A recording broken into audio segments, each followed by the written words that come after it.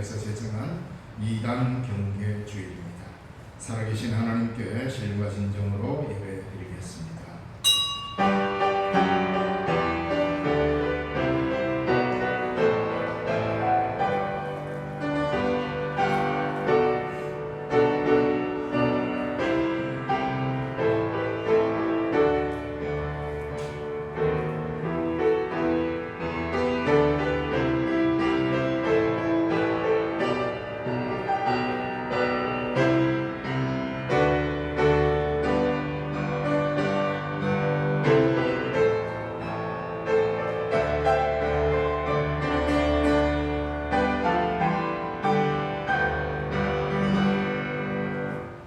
주의 궁정에서의 한날이 다른 곳에서의 첫날보다 나은즉 악인의 장막에 사는 것보다 내 하나님의 성전 움직이러 있는 것이 좋사오니 여호와 하나님은 회요 방패이시라.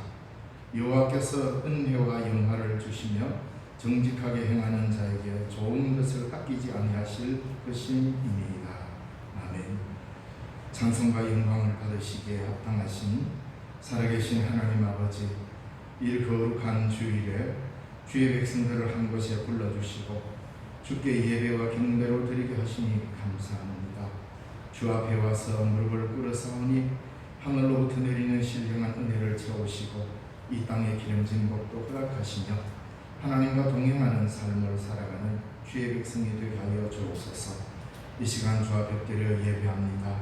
우리 예배를 받으시고 긍휼하여 주시며 주님의 거룩한 영광이 드러나게 하여 주시옵고 이 시간에도 전국 방방곡곡에 주의 몸된 교회에서 드리는 모든 예배를 긍휼하여 주셔서 예배 안에 하나 되는 주의 성도와 백성들이 되게 하여 주시옵소서. 오늘 우리가 드리는 예배의 모든 순서마다 주님의 성령이 친히 임재하여 주옵소서. 주 예수님 이름으로 기원하옵나이다. 아멘. 교회 찬송 찬송가 39장.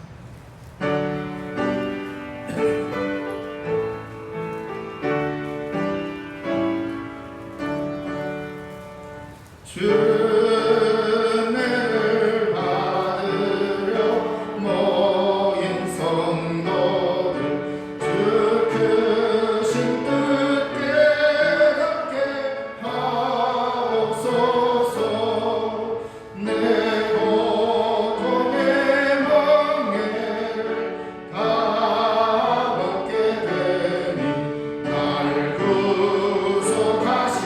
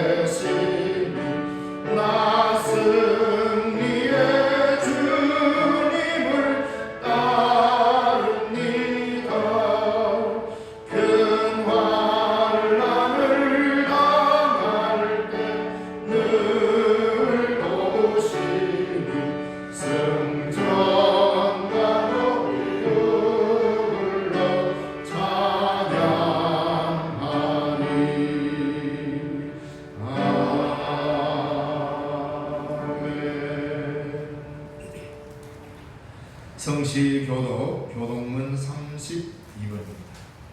교동문 32번 시편 71편의 말씀.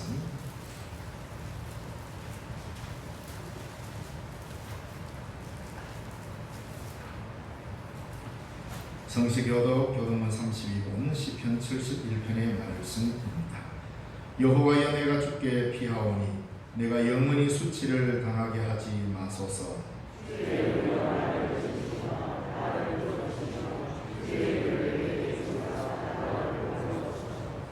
주는 내가 항상 피하여 숨을 바위가 되소서.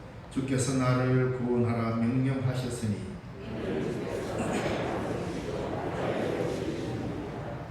나의 하나님이여 나를 악인의 손 곧 불의한 자의 흉악한 자의 장중에서 피하게 하소서.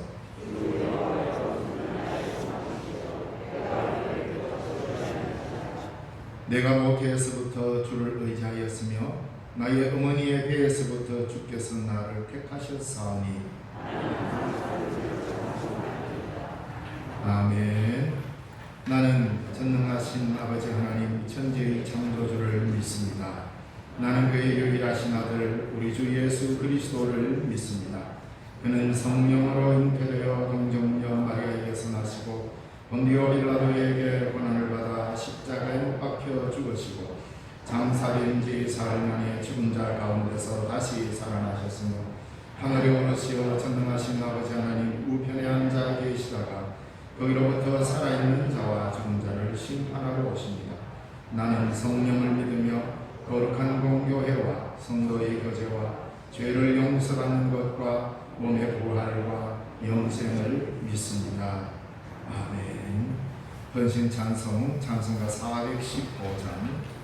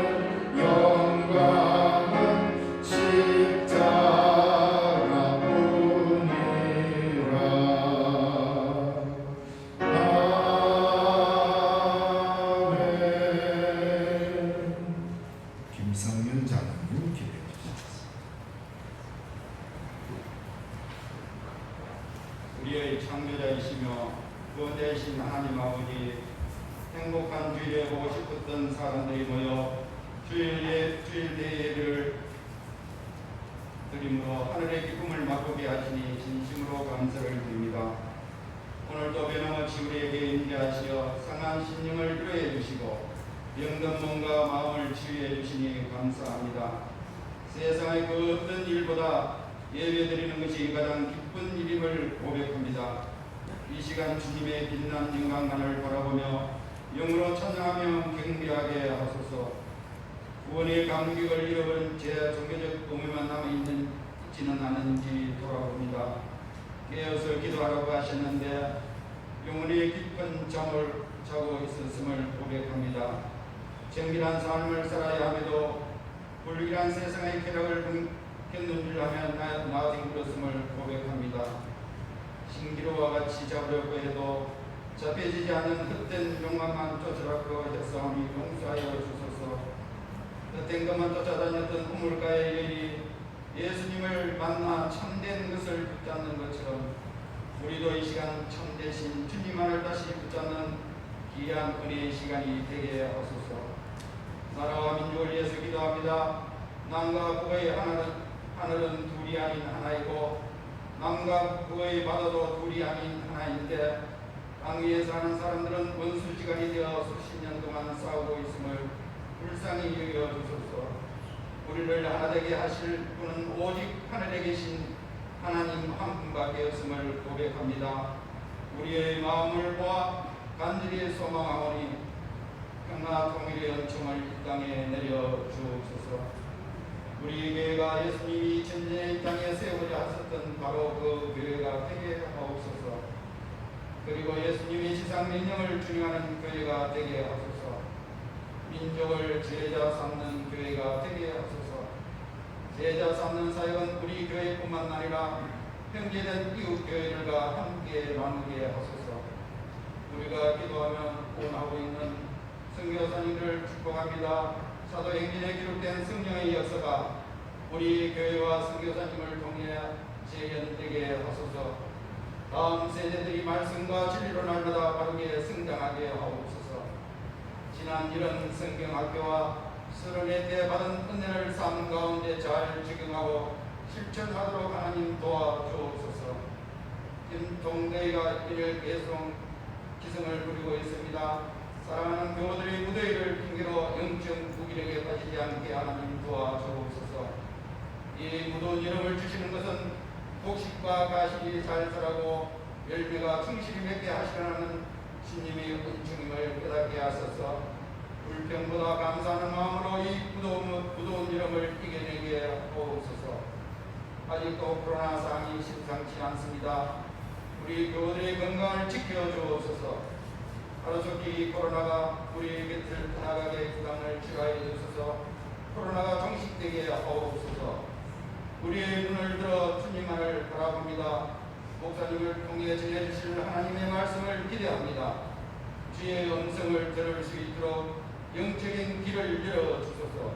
주의 말씀을 새겨 넣을 수 있도록 마음의 문을 열어주옵소서. 오늘도 아침 일찍 나와 어린 생명들을 가르치는 교사들, 중앙봉사, 안내, 후보지, 철안봉사, 보이지 않는 곳에서 설고 닦아가는 주의 성기들까지 하나님의 은총을 부어주옵소서. 오늘도 하나님의 우편에 앉아 계셔서 우리를 위해 간구하시는 예수님의 이름으로 기도드립니다. 아멘.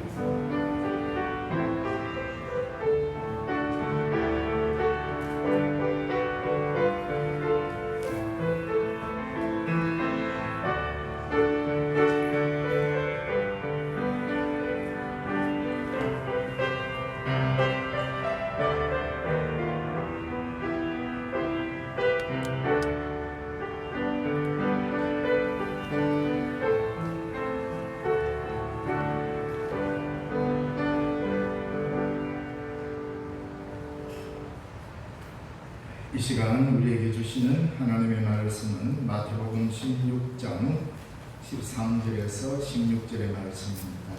신약성경 27쪽에 있습니다. 마태복음 16장 13절에서 16절의 말씀.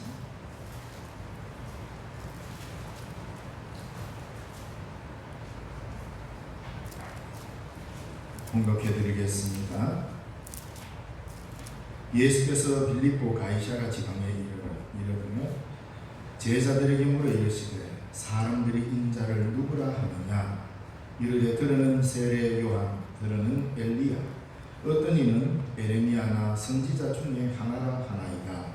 이르시되 너희는 나를 누구라 하느냐.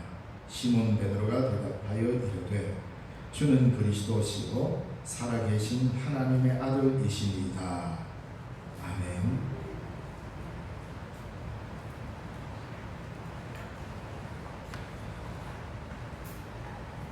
예, 찬양대가 늘 찬양을 하다가 하지 못하니까 섭섭하고 뭔가 하나가 더 허전해진 것 같습니다.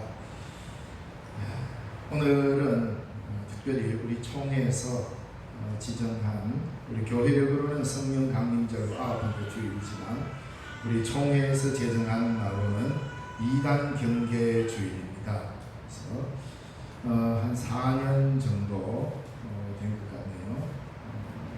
아마 2단에 대해서 마치 시리즈로 설교하듯이 2단들 중에 하나님의 교회, 신천지, 그리고 몇 개를 선별해서 검토하고 말씀을 전하는 데 썼습니다. 근데 이번에는 2단 경계주의를 통해서 앞으로 한 4, 5주 정도, 중요한 것은 2단을 이기기 위해서는 그 2단만 잘 알아야 되는 게 아닙니다. 내 무기가 확실해야 되죠. 내 칼이 잘 들고 내 창이 잘 들어야 돼요. 그러니까 우리가 도대체 누구를 믿고 무엇을 어떻게 믿는지에 대한 신학적인 근거를 확고하게 세워야 됩니다. 그래서 앞으로 한 4, 5주 정도 예수 그리스도가 누군가, 우리가 실제로 예수를 잘 믿는 것 같지만 다 다릅니다. 기독교 2000년 역사를 이어오면서 예수 그리스도에 대한 다양한 고백들이 있었는데 그 중에는 많은 잘못된 고백들이 있었어요. 그게 2단으로 가요. 그래서 우리는 지금은 이제 올바르게 고백하는 그리스도, 예수이 어떤 것일까? 그래서 2단의 종류와 특징을 아는 것도 좋지만 우리가 고백하는 예수 그리스도에 대한 올바른 고백을 제대로 해낼 수 있어야 그들과 싸우고 이길 수 있다 이 말입니다. 그래서 기독교, 한문으로 쓰다 보니까 기독교가 된 거고 그리스도를 한문으로 쓰니까 기독이 된 거잖아요. 기독교, 즉 그리스도교는 그리스도에 대한 고백과 진술에 근거하고 있습니다. 왜 오후 예배도 하는 오후 예배 때 우리가 신학 있는 묵상책을 공부하면서 쭉 하는데 굳이 해야 되나 말아야 되나 한 주간 고민하다가 오후 예배 때에 신학 있는 묵상으로 공부하시는 분은 굉장히 쉽게 들릴 수 있지만 오후 예배에 참여하지 못하시는 분들은 이런 어떤 신학적 소양을 키울 수 있는 장이 전혀 없습니다. 주일 날 예배 와서 잠시 설교 듣고 가는 게 전부입니다. 그리고는 밖에 나가서 그들과 부딪히고 세상에서 살아야 되는 삶이 있잖아요.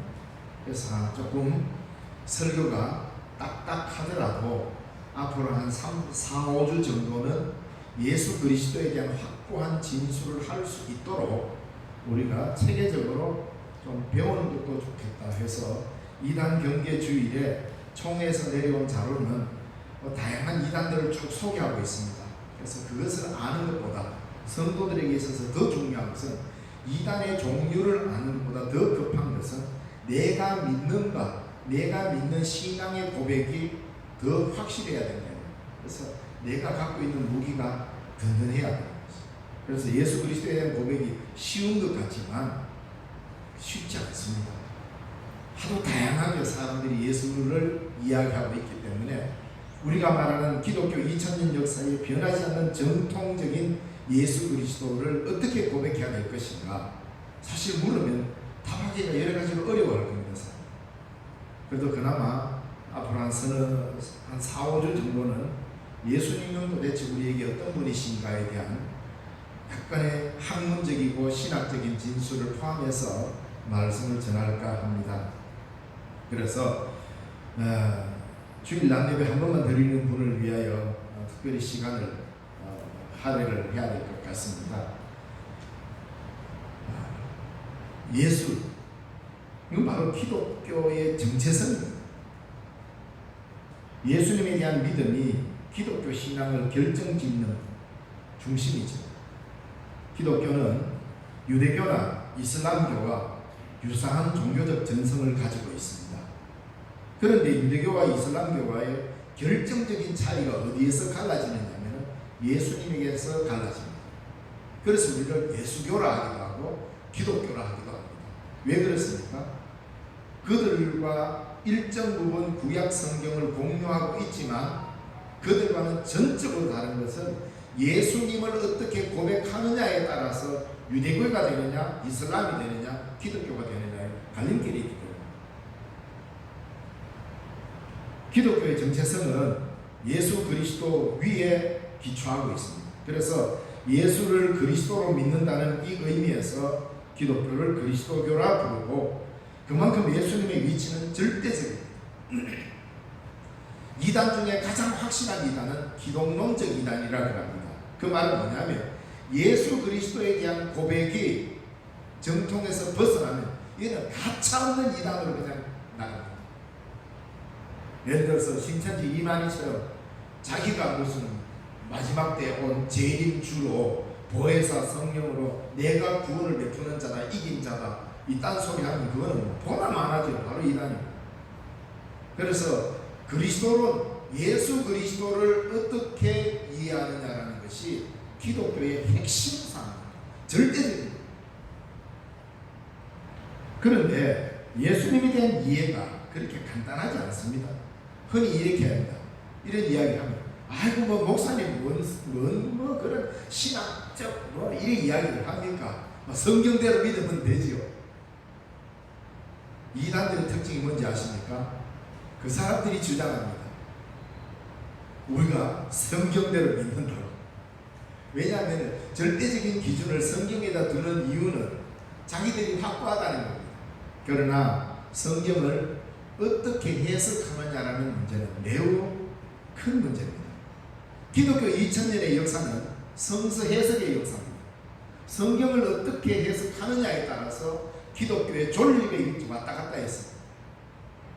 그래서 성경을 내 자의적으로 내 마음대로 어떤 방식도 없이 그냥 한 구절 특정 구절을 특정하게 해석해가 자기에게 막 합리화시키면 그냥 쉽게 이단이 되어버립니다. 그래서 기독교 2000년 기독교 역사는 성경 해석의 역사였다고 과언이 아닙니다. 그래서 예수님에 대한 이해가 우리는 아이고 막 덮어놓고 그냥 주여 믿습니다 하고 믿으면 되지 뭐 그래 또 어렵게 또 배워야 합니까? 성경은 우리에게 여러 차례 합니다.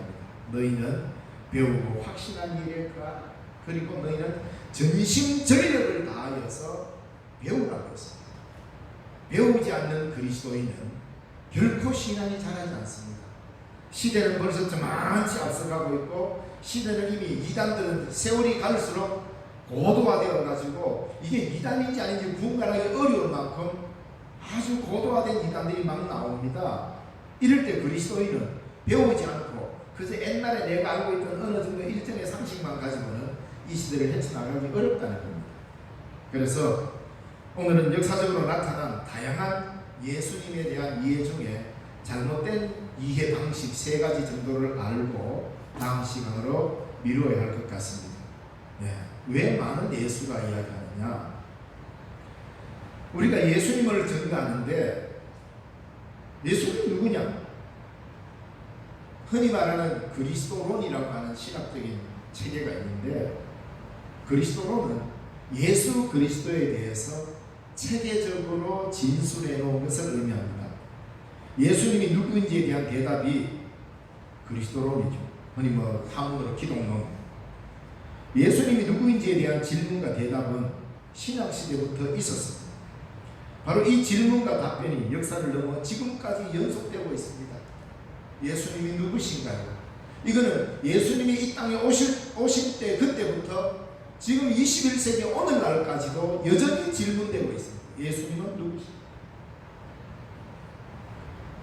이 질문의 답변이 역사를 넘어 지금까지 연속되고 있고 예수님의 공생애 때 예수님을 직접 만난 사람들은 예수님이 누구인지 참 궁금했습니다. 예수님이 지금 눈앞에 있는데 그들과 함께 밥을 먹고 같이 살아가는데도 예수님이 누구인지 궁금했습니다. 뭐 제자들이 예수님 눈앞에 있다고 해서 예수님에 전혀 궁금한 게 아닙니다. 도대체 이분은 누구실까? 도대체 이 사람이 누구길래 바람과 바다도 순종하는 거?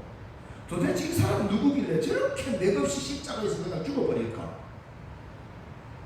바리새인과 서기관들이 저렇게 모함하는데 왜 예수님은 저들에게 저주를 퍼부어가지고 능력이 확 멸망하지 않고 그냥 가만히 있을까? 예수님 앞에 살아가는 예수님의 제자들도 질문투성이었습니다. 근데 오늘 우리도 도대체 예수님은 누굴까? 물어요. 질문을 해야 답변이 나오지요. 그냥 그러려니 하고 믿는 것은 내가 믿는 바에 대한 자세가 아닙니다. 그래서 예수님은 공생의 기간에도 가시는 곳마다 사람들이 수군거렸습니다. 이에 예수님께서 이렇게 물었죠. 오늘 읽은 본문 16장 13절의 말씀처럼 야 사람들이 인자를 누구라 하느냐. 예수님도 궁금했습니다. 사람들이 나를 누구라 하는지 예수님도 궁금해요. 예수님의 제자들도 궁금해요. 예수님의 제자들에게 먼저 묻습니다. 도대체 이 사람들은 나를 누구라 하고 있을까? 물어봤습니다. 그러니까 사람들이 대답하잖아요. 아유, 세례 요한이 다시 살아났다고 합니다. 이것도 보통 일이 아닙니다. 왜? 우리는 성경을 통하여서 예수님이 우리의 구세주다, 우리의 구원자다 라고 이미 전제하고 믿으니까 예수님이 대단해 보이지만 실제로 예수님이 살아계셨을 공생의 기간에는 세례 요한이 더 돋보이는 시대였습니다. 왜요? 세례 요한 보십시오. 헤롯 임금 앞에 가서 당차게 당신 옳지 않소. 어떻게 해서 동생의 아내를 취해서 결혼한단 말이오. 그거는 율법과 성경이 어긋나는 일이오. 하고 왕 앞에 헤롯 왕 앞에 가서 그냥 직구합니다. 오늘날 말은 멋있죠. 그렇게 헤롯이 이것 봐라 하고 감옥에 가둬버려요. 그러는 차에 헤롯 왕과 결혼한 그의 동생의 아내 가만히 있으니 세례관이 걸거치거든요. 그래서 왕을 부추겨가지고 결국 세례관의 목을 치지 않습니까? 이게 유대의 사회에 쫙 퍼졌습니다. 그러니까 세례관에 대한 이미지가 유대인들 속에 야 저런 왕한테 바른 소리 하는 사람이 과연 누굴까? 대단하다. 이러니까 세례관의 인기를 하늘을 찔렀죠. 그날 갑자기 세례관이 죽어버렸습니다. 그러다 또다시 세례관과 비슷하게 설교하고 외치는 사람이 딱 나타났어요. 회개하라 천국이 가까웠느니라. 똑같이 선포합니다. 요단강에서 막 세례도 하고. 그걸 이상하다. 아이고 이거 헤롯이 그 겁이 났습니다. 아니 내가 분명히 헤롯 저 세례를 죽였는데 아이고 저 또 비슷하게 혹시 세례가 다시 살아났는가? 이렇게 생각될 만큼 예수님과 세례와는 비슷하게 사셨다 이 말입니다. 그래서 사람들이 아이고 예수님 보고요 세례관이 다시 살아났다고 합니다. 이런 말이 나오게 된 겁니다. 그런가 하면 예수님의 선포하는 내용이나 이런 볼 때 또 능력을 베푸는 거 볼 때 구약에 나타나는 엘리야도 같다 여기있습니다. 그래서 엘리야라고 합니다. 엘리야가 다시 살아왔다고 합니다. 또 예수님이 예루살렘을 울기도 하고 가난한 사람들 병든 자를 보면 천근히 여기는 이 선지자의 마음 이 에레미야가 같다 하다가 내리고 이제는 구약시대에 나타났던 예언자들과 같다고 합니다. 그럴 때 베드로가 뭐라고 합니까? 그래 사람들이 그렇게 나에 대해서 다양하게 이해하고 있구나. 그럼 너희들은 날 누구라고 하느냐? 그러니까 베드로가 당신은 그리스도시고 살아계신 하나님의 아들이십니다. 멋진 고백을 딱 해내잖아요.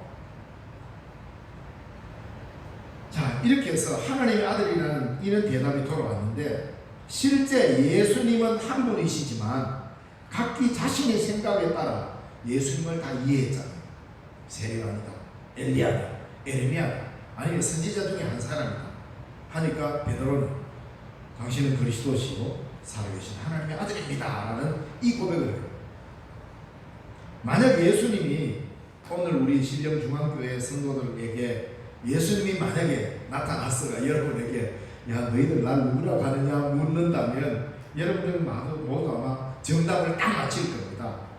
당연히 하나님의 아들입니다라고 대답하고 바른 대답을 했다고 생각할 것입니다.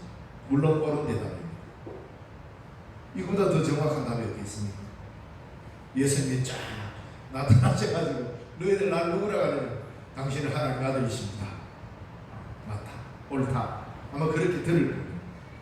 그러나 그 대답만으로 모든 문제가 해결된 것은 아닙니다. 왜냐하면 하나님의 아들이 무슨 의미인지 다시 물어야 합니다. 누구나 다 하나님의 아들이라는 말을 할 수 있지만 그 하나님의 아들이 의미하는 바가 뭔지를 다시 질문한다면 대답하기 어렵다. 예수님이 부활하신 이후에 교회는 예수님을 하나님의 아들이라고 굳게 믿었습니다. 당연하죠. 우리는 신앙이 그것에 정초에 있습니다. 예수님은 하나님의 아들이시다라는 이 고백 위에 교회가 세워져 있다는 것은 말할 수 없이 분명한 사실이지만, 그러나 하나님의 아들에 대한 의미가 각각 달랐기 때문에 예수님에 대한 잘못된 이해들이 끊임없이 나타났어요. 하나님의 아들이라고 하는 이 고백에 대한 이해를 그릇되이 하기 시작하면서부터 이단이 나타나기 시작합니다. 이단들이요, 예수님을 하나님의 아들이라고 부정 안 합니다. 여호와의 증인도 하나님의 아들이라고 이야기합니다. 몰몬교도 하나님의 아들이라고 이야기하고 안식교에서도 예수님은 하나님의 아들이라고 이야기합니다. 하나님의 아들. 심지어 신천지에서도 예수님은 하나님의 아들이라고 인정합니다. 심지어 통일교에서도 예수님은 하나님의 아들이라고 인정합니다. 그런데 예수님에 대한 하나님의 아들을 인정하는 그 의미를 다시 한번 물어야 됩니다. 어떻게 이해합니까? 그러니까 기독교 2000년 역사 가운데 예수님을 하나님의 아들이라고 아예 부정해버리면 이거는 이단이 아니라 이교가 되어버립니다. 다른 종교가 되어버립니다. 하나님의 아들이 아니고 다르게 이야기하면, 그러니까 구약만 인정하는 꼴이 되죠. 그럴 때 뭡니까? 유대교가 되는 겁니다. 그러니까 예수님은 하나님의 아들이 아니고 그냥 뭐 선지자 중에 하나다 이러면 이슬람교가 되는 겁니다. 그런데 하나님의 아들이라고 인정하면서부터 그 하나님의 아들에 대한 의미를 어떻게 이해하느냐에서 이단이 나오기 시작합니다. 그러니까 이단과 이교는 다릅니다. 아예 종교 자체가 달라버립니다. 예수님을 하나님의 아들로 인정하지 않으면 종교 기원 자체가 달라버립니다. 그런데 하나님의 아들이라고 시인하고 뭐 고개를 끄덕이지만 그 속에 내용이 뭔지를 다시 살게 되는 이 어려움이 있다 이 말입니다. 그러므로 우리는 예수님이 하나님의 아들이라는 것을 당연하게 고백하고 살아가는 1차 관문을 통과해서 기독교인은 되었잖아요. 당연히 기독교인이 되었죠. 그러면 여기서 우리는 이걸 가지고 오해를 하게 만들고 그릇되이 이해해가지고 잘못된 가르침으로 나아가는 이단들과 올바른 의미를 이해해가지고 그들을 어떻게 싸워야 하느냐, 이 문제입니다.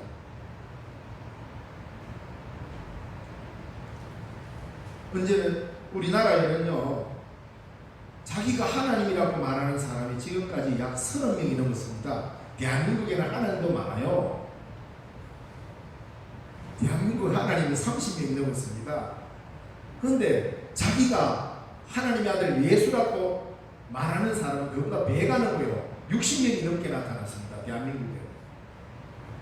우리나라 참 영적으로 부산 나라 같지요. 하나님도 많고 예수님도 많아요. 그러니 정리를 하지 않으면, 우리 것에 대한 확고한 이해를 세우지 아니하면 차는 순간 우리는 마치 그게 맞는 것처럼 받아들이게 됩니다. 그래서 무엇이 잘못됐는지 옳은 것을 우리가 좀 하기 전에 잘못된 예수님에 대한 이해를 한 3가지 우리가 이해해 봐야 합니다. 왜냐하면 기독교 역사에 나타난 크게 2000년 역사 가운데 크게 한 3가지 정도로 예수님에 대한 이해를 오해하고 있습니다. 그래서 지금 우리 21세기에 다양한 예수님을 그릇되이 오해하는 이런 많은 이단들은 거의 이 3가지 범주에 다 속합니다. 거의 다. 그래서 고대에 우리 교부들이 사워왔던 그 신앙의 고백들과 이 신앙들을 잘 이해하면 오늘 우리 시대의 이단들과도 충분히 싸울 수 있습니다. 그래서 잠깐 문화적인 형태를 잠깐 입었을 뿐이지 딱 들어가서 교리를 들다 보면 거의 이 3가지 유형으로 다 요약될 수가 있다. 그래서 짧게나마 이 3가지가 어떤 잘못된 예수 이해가 있는지를 우리가 알아야 합니다. 그래서 이런 유형이 2000년 전부터 뭐 고대에만 있었던 게 아니고 오늘도 여러 가지 변형된 모습으로 우리 주변에 쭉 나타나 있습니다. 그래서 예수님에 대한 가장 대표적인 세 가지 오해를 우리가 한번 살펴볼까 하는데 어렵지 않습니다. 다 이해할 수 있으니까 조금만 집중해서 들으시면 아마 우리 신령중학교에는 다른 어떤 교회보다도 못지않는 예수 그리스도의 확고한 이해를 하게 될 것입니다. 첫째 잘못된 이해가 이겁니다. 예수님의 인간성의 강조를 두는 거예요. 예수님의 인성. 예수님은 그냥 이 땅은 사람이야. 뭐 학교에서도 배우잖아요. 4대 성인 가운데 한 사람이다. 뭐 이래가지고 예수님에 대한 인성을 강조합니다. 그러니까 예수님의 인성에만 집중하고 강조를 하는 이런 이해. 이게 고대 교회 때부터 있어 왔습니다. 신학적으로 이런 이해를 뭐라 그랬냐면 뭐 외울 필요는 없습니다. 그냥 듣고 넘어가세요. 신학적으로 예수님의 인성, 인간성에만 다 강조하는 것을 뭐냐면 양자설이다. 양자 다 알지요? 내가 낳은 아들이 아닌데 다른 집에서 낳은 아들인데 내 아들로 입적시키는 이게 양자다. 이 양자설. 이 양자설은 어떻게 해서 나오게 됐냐면 예수님은 원래 하나님의 아들이 아니야. 하나님의 아들로 받아들여지게 된 사람이야. 무슨 말 이해됩니까? 저부터 하나님의 아들이 아니고 이 땅에 그냥 인간으로 태어났는데 하나님의 아들로 받아들여진 분이다라고 이렇게 하는 잘못된 교리가 있다 이 말입니다. 그게 양자설입니다. 언제? 이 양자설을 주장하는 것도 그냥 마구잡이로 주장 안 합니다. 성경을 다 동원해가 성경적으로 주장하고 있으니까 이걸 반박하기가 쉽지 않았다는 거죠. 그래서 이 양자설과 기독교가 고대 교부들이 얼마나 힘겹게 싸우는지 모릅니다.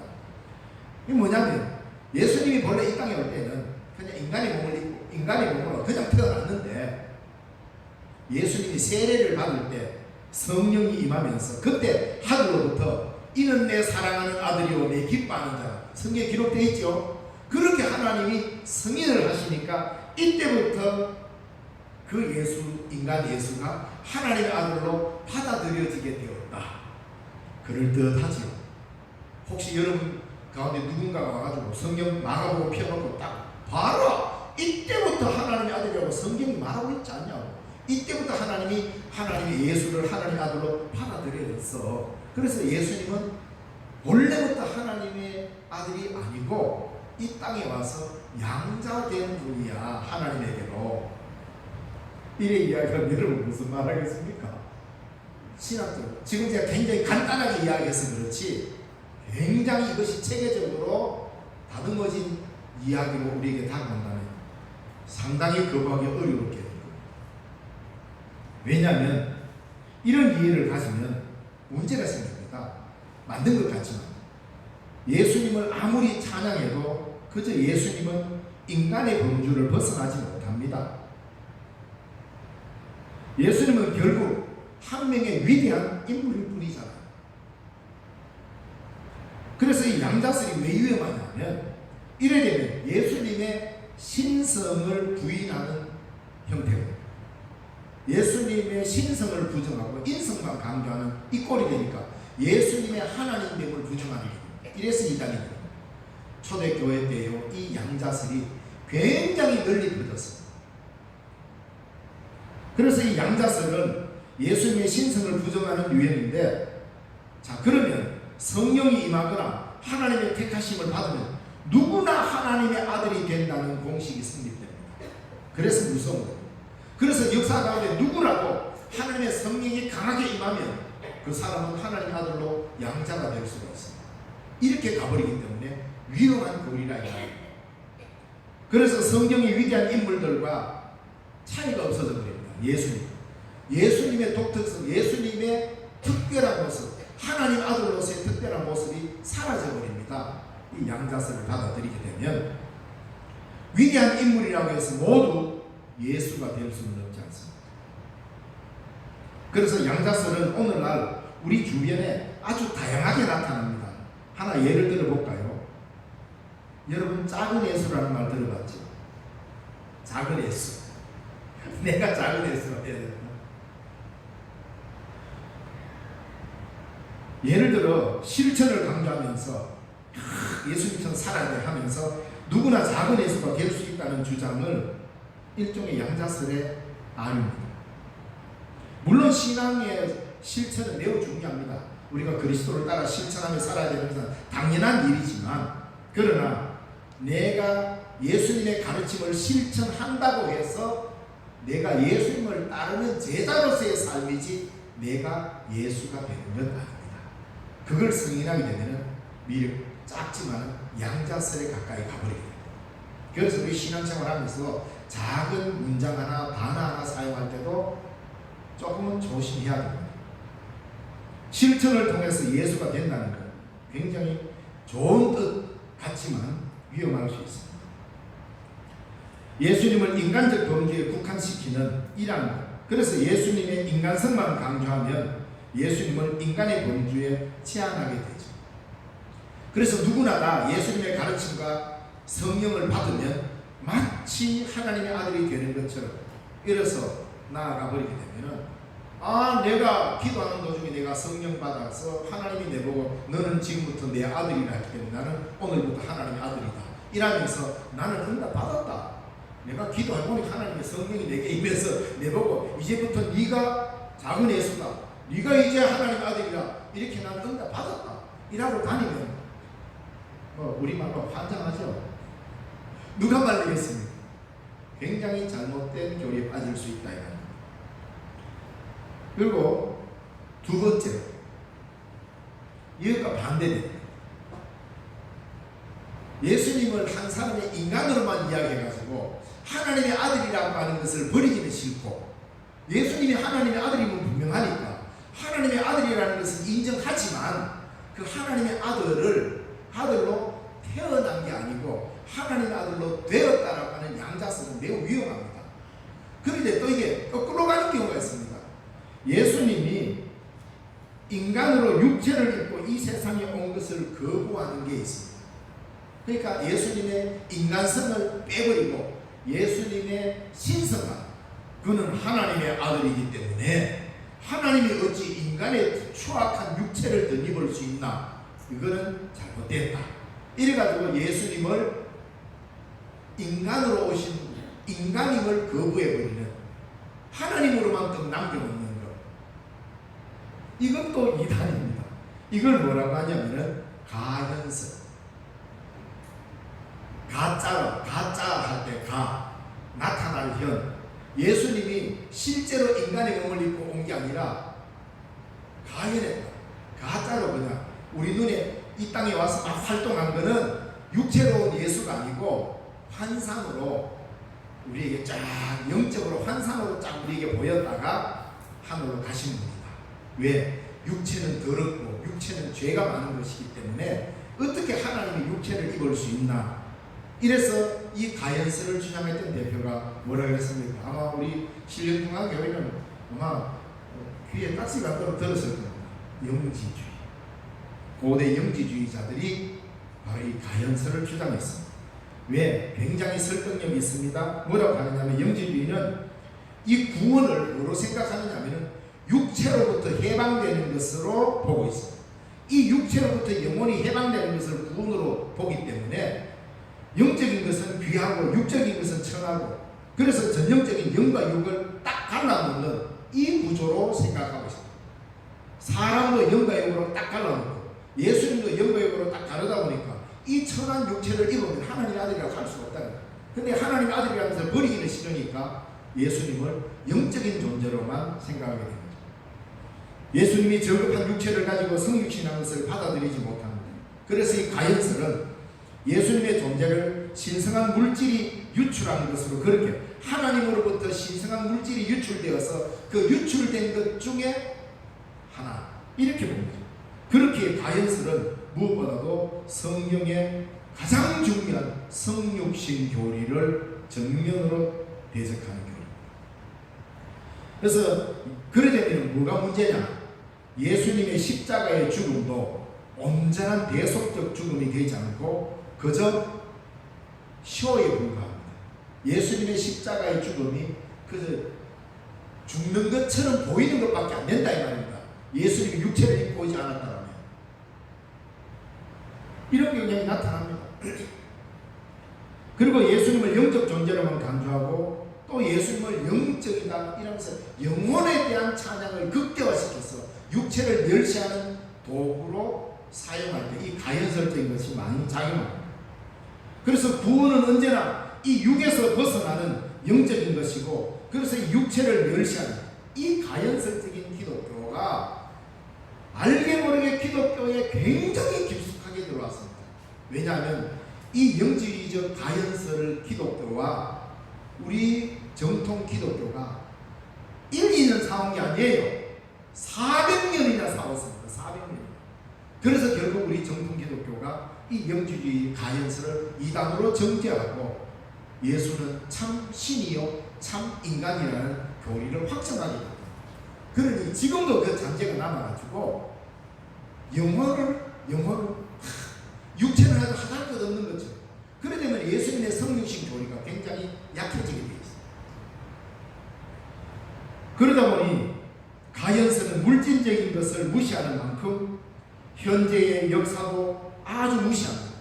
지금 우리에게 일어난 이런 역사적인 현상도 무시하게 되죠. 그래서 이 역사는 별 의미가 없고 영적인 것만 사모합니다. 이런 예수님에 대한 이해를 가지는 교회는 이 역사 속에서 어떤 힘도 발휘할 수 없고 개인적인 영혼에만 관심을 갖다 보니 교회는 사회에 별 의미 없는 하나의 단체로 전락해버리고 맙니다. 예수님을 어떻게 이해하느냐라는 것은 곧 이 사회의 역사와도 관계되어 있다는 것을 아셔야 됩니다. 그래서 앞에 양자설은 예수님의 신성을 부정하고 인성만 이야기하고, 가연설은 예수님의 인성을 부정하고 신성만 인정하는 이 두 극단은 매우 위험합니다. 자, 그런데 또 다른 하나가 이게 문제입니다. 굉장히 예민한 교리이기는 하지만 제가 세 가지의 유형으로 기독교 이단의 역사가 걸어왔다고 말할 수 있을 정도로 이 세 번째 뭐냐면 예수님과 하나님을 동일하게 보는 거. 근데 이게 뭐 잘못됐습니까? 예수님과 하나님은 동일하죠. 그런데 예수님과 하나님이 동일하신 분은 맞지만 우리는 삼위일체적으로 이해합니다. 자, 이 말은 뭐냐면 예수님과 하나님은 똑같다. 성부와 성자의 구별이 없는 이 신앙 고백은 매우 위험합니다. 우리의 신앙은 성부와 성자와 성령이 각각 구분은 되지만 분리는 되지 않습니다. 함께 하나로 있지만 섞이지 않습니다. 그런데 성부와 성자가 하나다라고 이야기해버리면 일신론이 되어버립니다. 삼위일체가 될 수 없습니다.